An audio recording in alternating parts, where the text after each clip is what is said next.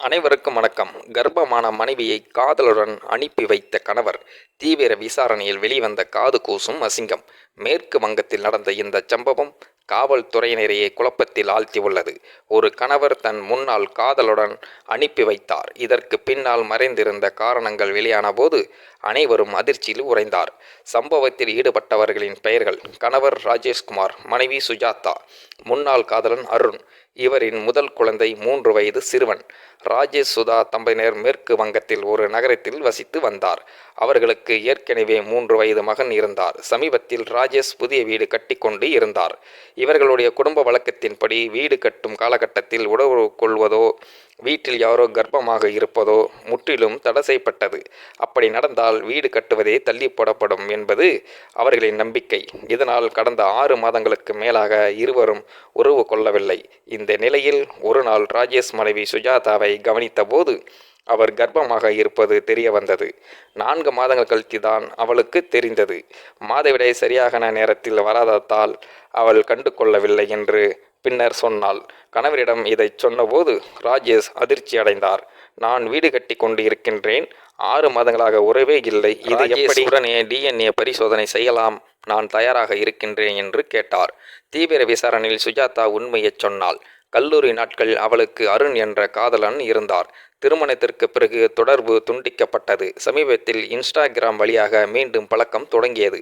சில மாதங்களுக்கு முன்பு அம்மா வீட்டுக்கு போகின்றேன் என்று பொய் சொல்லி அருணை சந்தித்து வந்தாள்.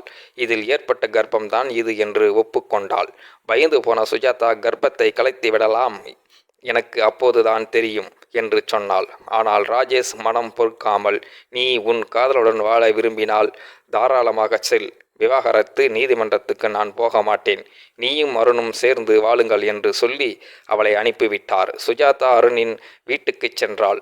அருண் அவளை ஏற்றுக்கொண்டாலும் அருணின் பெற்றோர்கள் அவளை ஏற்க மறுத்துவிட்டனர். இதனால் கடந்த 2 வாரங்களாக சுஜாதா கடுமையான மன அழுத்தத்தில் இருக்கிறாள். அருண் மது அருந்துவிட்டு அவ்வப்போது பிரச்சனை செய்கிறார் என்று தெரிகிறது. இதற்கிடையே சுஜாதாவின் பெற்றோர்கள் காவல் நிலையத்தில் புகார் கொடுத்தனர். நான் என் மகளுக்கு திருமணம் செய்து வைத்தேன், இப்போது அந்த கணவர் என் மகளை அவளுடைய காதலுடன் அனுப்பி வைத்து விட்டார் என்று குற்றம் சாட்டினர். ராஜேஷ் மனைவியின் விருப்பப்படி செய்தேன் என்று மட்டும் திரும்ப திரும்ப சொன்னார்.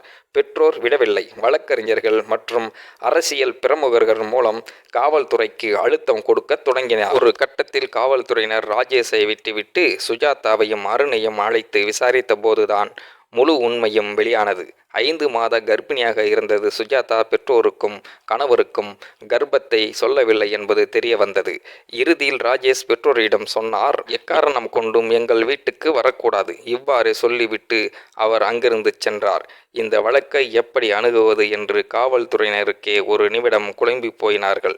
தற்போது விசாரணை தொடர்ந்து நடைபெற்று வருகின்றது. மக்களை, இந்த மாதிரியான அதிசய சம்பவத்தை பற்றி நீங்கள் என்ன நினைக்கிறீங்க அப்படிங்கிறத மறக்காமல் உங்களோட கருத்துக்களை கமெண்ட் பாக்ஸில் சொல்லிடுங்க. முடிந்த அளவுக்கு இந்த வீடியோவை மற்றவங்களுக்கும் ஷேர் பண்ணுங்கள். கூடவே நம்ம சேனலையும் சப்ஸ்கிரைப் பண்ணி விட்டுருங்க.